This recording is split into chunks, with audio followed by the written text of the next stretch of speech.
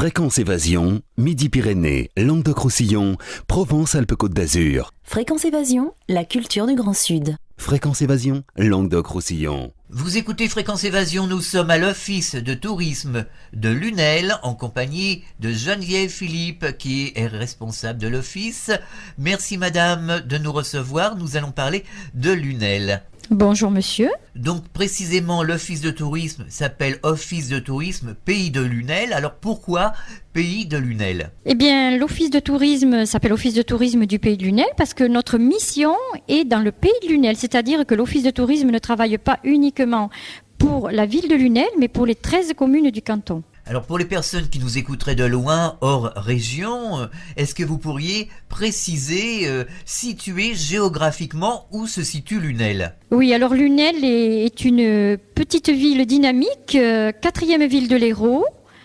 Elle compte environ 23 000 habitants. Elle se trouve exactement à 10 minutes, un quart d'heure de la mer, de la Grande Motte donc, et située entre plaine languedocienne et marais, au carrefour des grandes routes commerciales, entre Nîmes et Montpellier à peu près à égale distance, 25 km. Elle bénéficie donc d'une situation géographique très privilégiée. Porte ouverte sur la petite Camargue, elle est le creuset des traditions camarguaises et la découverte des taureaux et des chevaux y est incontournable.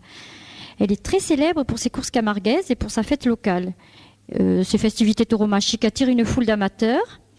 Elle a un très bon climat méditerranéen où se marient le vin muscat et les vins de coteaux.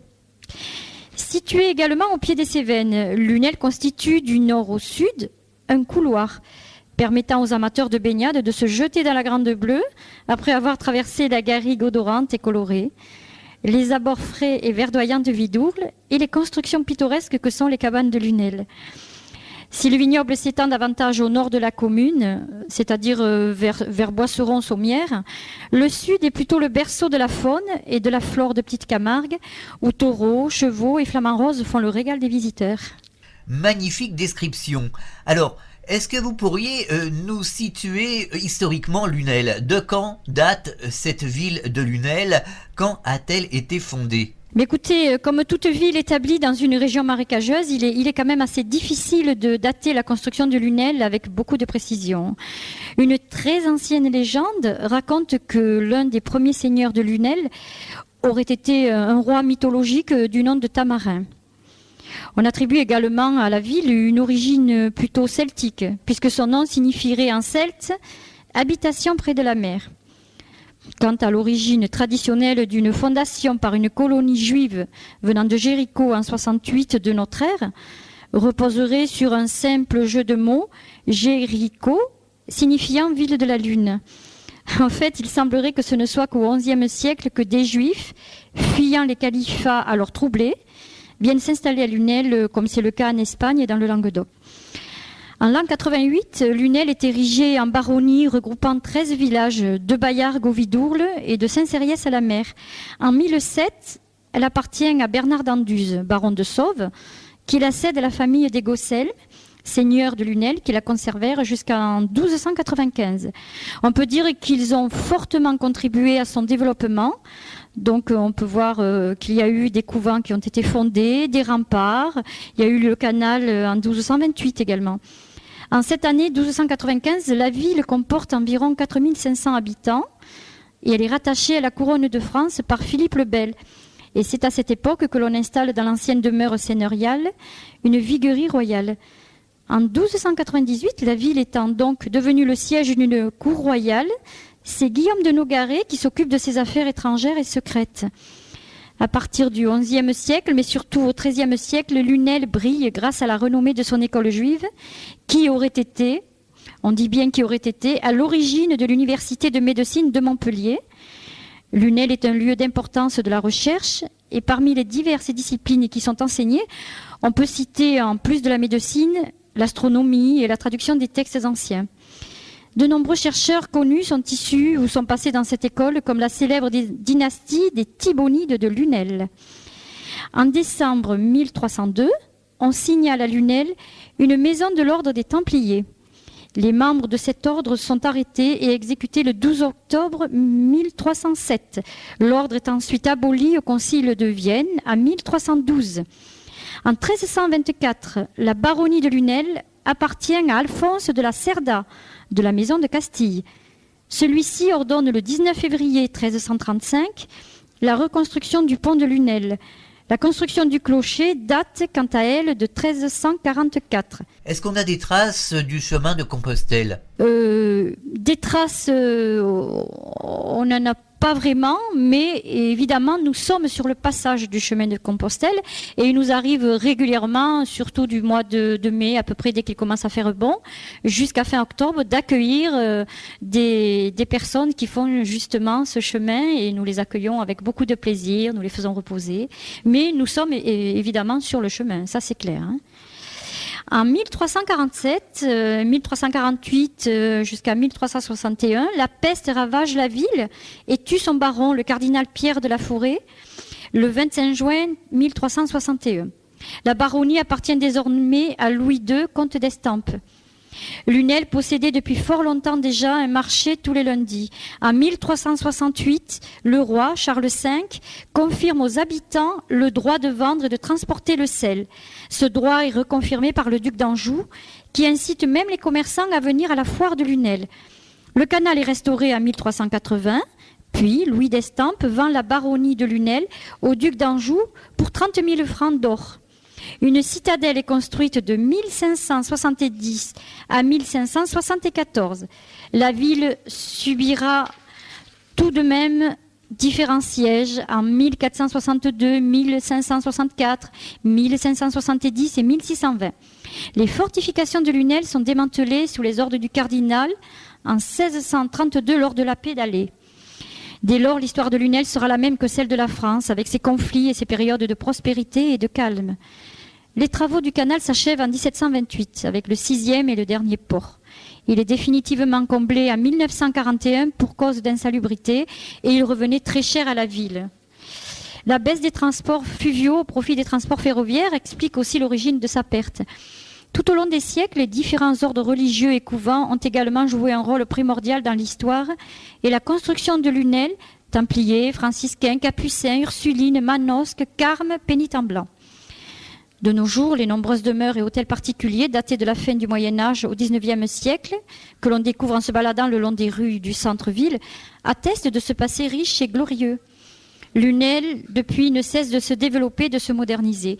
Ses courses camarguaises et traditions taurines, sa fête locale, ses hommes célèbres et ses produits du terroir, tels que le muscat de Lunel et les vins AOC, en font une très attractive et dynamique ville. Est-ce qu'il y a un blason sur la ville de Lunel qui pourrait justement refléter son caractère propre? Oui, nous avons un blason, donc nous avons même l'historique de ce blason.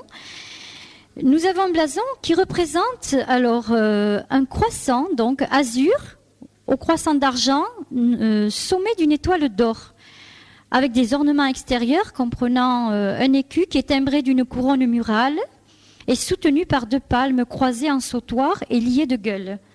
Voilà, ceci constitue les armoiries de la ville de Lunel. Les croisades donnèrent naissance aux armoiries, chaque croisée ayant cru devoir prendre quelques symboles qui le firent reconnaître dans les combats. Plus tard, tous les nobles en prirent aussi pour conserver la mémoire de quelques glorieux faits d'armes. Celle des Gosselin, baron de Lunel, portait d'azur au croissant renversé d'argent. Plus tard encore, ce fut au tour des villes d'en adopter. En 1341, celle de Lunel possédait un sceau dont les syndics se servaient pour sceller leurs dépêches. Il résulte d'un procès-verbal de vérification de ce sceau qu'il portait une figure ronde ressemblant au signe de la lune et sur ladite figure 4 fleurs de lys en forme de croix. Les commissaires vérificateurs du dit sceau firent défendre au syndic de s'en servir à l'avenir parce que le vicomte de Melun revendiquait les mêmes armoiries et si la ville de Lunel voulut continuer à en avoir, elle dut adopter celle qu'elle possède encore aujourd'hui, c'est-à-dire au croissant de ses anciens seigneurs, accompagnés en chef d'une étoile d'or. De nos jours, ce blason n'est pratiquement plus utilisé, sauf vraiment sur du papier en tête représentant des associations culturelles ou des manifestations culturelles. Je pense que ça a été à une période où le logo étant devenu à l'ordre du jour, les municipalités ont laissé tomber un petit peu tout ce qui était armoirie armoiries, blasons, et ont essayé de se mettre au goût du jour et de se moderniser. Donc nous avons un logo qui a été créé il y a une 12aine d'années. Et pour l'instant, il y a un petit débat avec la nouvelle mairie. Certains souhaiteraient que l'on reprenne justement sur nos papiers en tête, qu'on réutilise ces armoiries, ce blason, et d'autres souhaitent garder, pour apporter un certain dynamisme à la ville, qu'on garde le logo actuel. Voilà. Alors, il est à signaler que sur ce blason figurent des remparts. Alors, est-ce que Lunel, justement, était entouré de remparts? Est-ce qu'il en reste des vestiges? Oui, il reste un morceau de rempart qui d'ailleurs n'est pas très loin de l'office de tourisme. Alors, pour vous en parler, je vais quand même peut-être vous passer la personne qui s'occupe de la valorisation du patrimoine, qui est très spécialisée en la matière. C'est mademoiselle Magali Miscoria. Magali, bonjour. Est-ce que vous pourriez nous parler de ces remparts? Bonjour. Donc je vais vous parler de ces anciens remparts. Les premiers remparts qui ont été construits à Lunel datent à peu près des années 950. On en a encore 2 signes. On a notamment une des 4 portes qui permettait de rentrer dans la ville, qui est la porte Notre-Dame, qui est juste à côté de l'office de tourisme. Et on a aussi un petit peu plus loin un ancien couvent des Carmes qu'on appelle maintenant les Pénitents. Et dans les Pénitents, dans la cour des Pénitents, on peut encore voir un de ces premiers remparts, un de ces premiers murs. Est-ce qu'il y a d'autres monuments justement qui dateraient de la création de Lunel de cette époque? Oui, alors on a plusieurs bâtiments. On a déjà le clocher de l'église qui date, comme vous l'a dit tout à l'heure Madame Philippe, des années à peu près 1340, donc qui est sûrement un des plus vieux monuments qui reste encore à Lunel. On a aussi la porte Notre-Dame, donc une de ses portes d'entrée. Nous avons aussi les caladons, donc qui sont en fait les vestiges de la maison des Templiers, puisqu'il y avait des Templiers à Lunel. Ce sont en fait un passage voûté de 7 arches. Nous avons un petit peu plus loin ce qu'on appelle l'hôtel Philippe le Bel, qui est en fait une maison médiévale et qui raconte avec ses armoiries sur la façade justement le rattachement de la baronnie de Lunel à la couronne de France par le roi Philippe le Bel. Donc il y a aussi à Lunel énormément d'hôtels particuliers. Donc ça, c'est vrai que quand on les voit en façade, on ne s'imagine pas, mais ce sont de très très beaux hôtels particuliers. On a à proximité justement de l'office de tourisme par exemple. L'hôtel de Brignac, donc qui est actuellement une école, qui est un très très bel hôtel particulier. Donc c'est vrai que sinon, en se baladant à Lunel, on peut encore revoir en levant la tête des petits éléments, des petites sculptures, des fenêtres gothiques aussi qu'on a, pas mal de petits éléments comme ça. Les arènes datent de quelle époque? Elles datent en fait du 19e siècle. Les premières constructions datent à peu près des années 1860. Et c'est vrai qu'après, elles ont été pas mal restaurées, pas mal agrandies. Il y a eu énormément de travaux qui ont été effectués. Justement, dans ces arènes continue à se perpétuer une tradition camarguaise. Est-ce que vous pourriez nous en dire quelques mots? Oui, Lunel, donc vu de l'extérieur, le pays de Lunel représente la petite Camargue. Donc Lunel est la reine de la petite Camargue. En pays de Lunel, on sait qu'au cœur de la petite Camargue, le taureau est roi. Hérité de coutumes locales, les fêtes traditionnelles attirent une foule d'amateurs de tous horizons. Ils viennent fêter le cheval, le taureau de Camargue. Ainsi, dès le début du 19e siècle déjà, dans de petites arènes de fortune ou plan, on voit s'affronter des taureaux et des hommes, les raseteurs, qui, à l'aide d'un crochet, doivent enlever les attributs. Alors ces attributs sont soit des cocardes, des glands, des ficelles, qui sont fixés entre les cornes de l'animal. C'est la course camarguaise. Les raseteurs, ces hommes en blanc, comme on les appelle couramment, sont aidés de tourneurs chargés de placer au mieux l'animal. Depuis 1975, la course camarguaise est reconnue comme un sport. En 1986, la Fédération française de la course camarguaise met en place une réglementation stricte, interdisant ainsi aux amateurs d'entrer en piste. La saison taurine, qui se déroule de mars à novembre, est appelée temporade. Le programme peut être trouvé à l'office de tourisme. Je peux éventuellement vous rajouter un petit glossaire qui vous donnera quelques indications sur certains mots. Alors vous avez l'abrivado. Alors l'abrivado, on explique l'abrivade en disant donc que les gardiens emmènent les taureaux des prés aux arènes. Donc ces taureaux sont destinés à courir dans les arènes. C'est eux qui vont faire la course camarguaise. Vous avez après la course la bandido. Alors en occitan ça veut dire relâcher. Donc la bandido c'est le contraire. Donc après la course les gardiens récupèrent les taureaux et les amènent au pré donc pour qu'ils passent la nuit, pour qu'ils se reposent. Il y a le raseteur. Alors le raseteur c'est l'homme qui est habillé de blanc et c'est l'homme qui se mesure au taureau lors d'un combat dans une course camarguaise. Voilà, en ce qui concerne tout ce qui est camarguais. Nathalie va nous parler du musée de Massiargues qui parle des traditions tauromachiques et locales. Oui, alors c'est le musée qui s'appelle le musée Paul Pastre d'art et tradition populaire. En fait, Paul Pastre a été un des initiateurs de ce musée dans les années 50 à peu près. Et en fait, il y a 3 personnes de Massiargues qui vont se rendre compte que beaucoup d'objets méritent d'être conservés et restaurés dans le musée. Et c'est vrai que c'est un musée en fait qui a été créé notamment grâce à des dons des villageois. Donc le château de Massiargues, il est situé dans les salles qui sont dans des salles du rez-de-chaussée. On a récupéré certaines pièces du musée suite à l'incendie. Et aussi, il y a eu énormément de dons et il y a encore actuellement des dons des gens de Massiargues. Donc c'est un musée d'art et tradition populaire, comme je vous l'ai dit. On peut y retrouver beaucoup de choses, aussi bien des habits d'arlésiennes que des objets, que des plaques de rue, voire des photos de certaines personnes très connues de Massiargues ou des pièces de monnaie et des billets. Vous allez également nous parler des personnages connus sur Lunel. Geneviève Philippe. Oui, nous avons quand même quelques personnages qui ont été connus en France et même parfois à l'étranger. Alors notamment, nous allons parler de Louis Feuillade. Louis Feuillade, donc, qui est né à Lunel en 1874 et qui fut l'un des pionniers du cinéma. Il se spécialisa dans les histoires à épisodes. C'est lui qui a créé Fantomas en 1913, Les Vampires en 1915, Judex en 1916, Timine en 1918. Il mourut en 1925. Il est actuellement, il repose au cimetière communal. Donc il faut quand même vous préciser que le lycée de Lunel porte son nom, le lycée Louis Feuillade, et on vient de créer une section cinéma dans ce lycée. Nous avons un félibrige également, Louis Abric. Louis Abric est né à Lunel le 28 octobre 1886. Il était boulanger de son métier et maître en gai savoir du félibrige.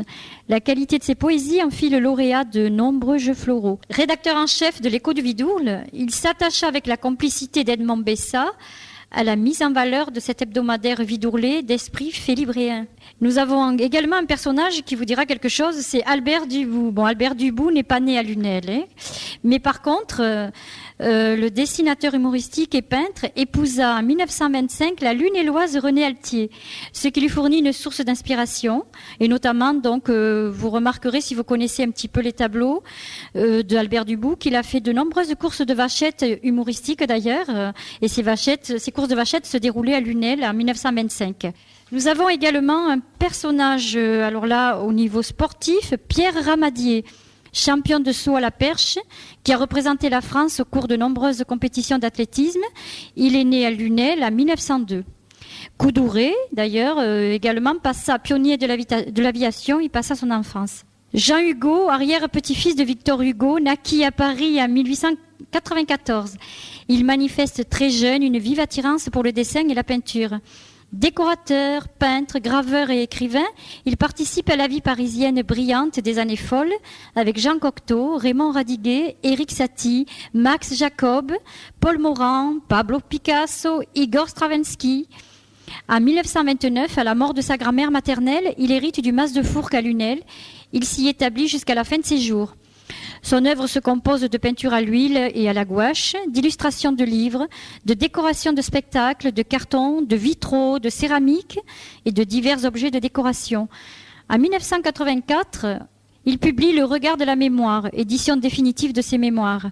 Officier de la Légion d'honneur, Croix de guerre 14-18, il reçoit également le prix de Provence et le prix Henri de Régnier de l'Académie française. Il meurt le 21 juin 1984. Merci pour cette description, pour ces informations concernant les personnages qui ont habité, côtoyé Lunel, les personnages qui sont natifs aussi de cette ville de Lunel. Alors, nous allons revenir à l'Office de tourisme, évidemment, à ses activités. Alors, est-ce que vous organisez des conférences, des circuits guidés, des animations? Comment cela se passe-t-il? Oui, alors moi je vais vous parler un petit peu des animations et en ce qui concerne les circuits et les visites guidées qui ont lieu tout l'été, je vous passerai Magali donc qui fera le travail mieux que moi. Donc l'Office de tourisme organise au mois de mai la fête Cuisine et terroir en fête. C'est une animation qui met les acteurs de la restauration et des produits du terroir Ce jour-là, en contact, donc la fête de la cuisine, donc cuisine et terroir, a lieu depuis 4 ans, tous les derniers jeudis du mois de mai.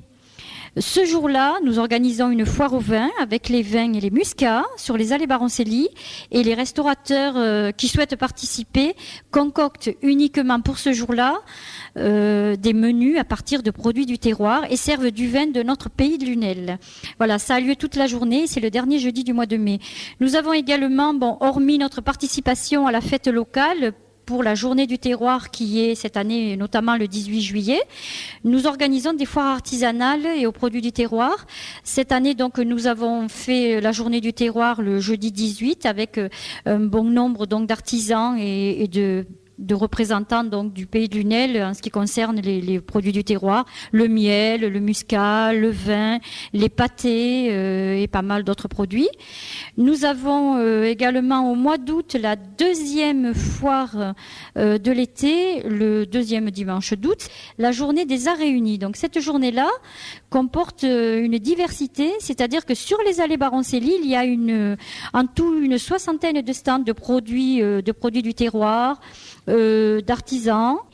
Et en plus donc des exposants artisans et produits du terroir qui ont lieu sur les allées Baroncelli, dans le parc Jean-Hugo, il y a des exposants de bourses multicollections, des peintres, des sculpteurs pendant toute une journée. Alors il y a des animations, sonorisations. Il y a également un marché de Noël. Oui, aux alentours de la fête de Noël, nous avons quand même sur Lunel pas mal d'animations. Bon, l'office de tourisme ne prend pas à charge toutes ces animations. Il y a organisé par le service culturel une exposition de Santon qui dure environ 4 semaines. Il y a également la ville de Lunel qui organise une pastorale. Et puis l'office de tourisme organise le dimanche avant Noël, donc le plus proche de la fête de Noël, un marché de Noël sur les 2 places qui se trouvent à proximité de notre établissement office de tourisme. Vous organisez également des visites guidées, des activités donc sur la ville de Lunel et aux alentours. Magali. Oui, alors on organise notamment des visites guidées de la ville de Lunel. Donc c'est des visites guidées qui ont lieu toute l'année le jeudi matin à 10h. Donc où notamment on fait découvrir un certain nombre de monuments de la ville de Lunel pour les visiteurs aussi bien soit les vacanciers soit les gens de Lunel. On organise également toutes les semaines des visites guidées du site archéologique d'Ambrossum. Donc Ambrossum, c'est situé sur la commune de Villetel, à quelques kilomètres au nord de Lunel. Donc là, ce sont des visites guidées qui ont lieu le mercredi et le samedi matin-été, sinon uniquement le mercredi. On organise aussi environ tous les mois des visites à thème, soit de Lunel, soit dans le pays de Lunel. Alors au niveau de Lunel, on organise notamment des visites à thème qui ont pour thème par exemple Lunel au Moyen-Âge, les hôtels particuliers, ou ça peut être aussi Lunel au 19e et 20e siècle. En fait, ces visites guidées visent à faire connaître le maximum de Lunel au plus de gens possible, donc au niveau historique. On essaye en fait de faire tous les siècles. Et on organise aussi notamment des visites guidées dans le canton. Donc en fait, ça se déroule en voiture. Toutes les personnes me suivent dans leur voiture et c'est des thèmes aussi qui sont très très variés pour essayer de faire connaître le plus de patrimoine possible du canton. Donc au niveau des thèmes, on organise par exemple des circuits sur les églises romanes en pays de Lunel. Donc on va notamment organiser une visite le jeudi 8 août après-midi. On fait aussi des visites guidées sur les ponts lunélois, sur le muscat de Lunel aussi. On organise une visite comme ça de cave ou sur là aussi coteau du Languedoc. Et on a aussi organisé au printemps une visite sur les temples. Donc on a visité quelques temples du canton. Quelles sont les capacités d'accueil que vous offrez aux touristes qui viennent dans la région, dans le pays de Lunel et à Lunel? Geneviève Philippe. Oui, en matière d'hébergement, la ville quand même a ce qu'il faut puisque nous avons quand même une liste de locations meublées. Nous avons des chambres d'hôtes de grande qualité puisque certaines ont même UV, sauna, piscine. Il y a des hôtels, une dizaine d'hôtels sur la ville.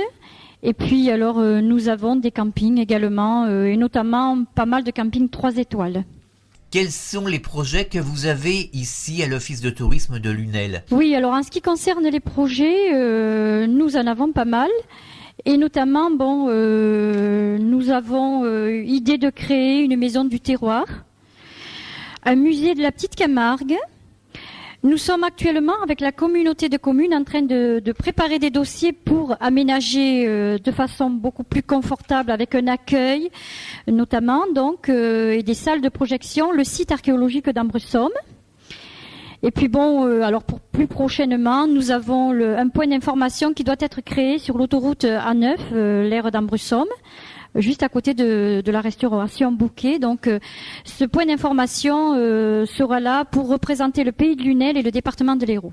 Pour conclure, est-ce que vous avez un message à faire passer à nos auditeurs afin de les inciter à venir vous rejoindre ici à Lunel et pourquoi pas venir s'installer? Écoutez, que ce soit pour s'installer, soit pour visiter, je pense que par notre situation géographique privilégiée, Lunel est un lieu à la fois de résidence et de vacances.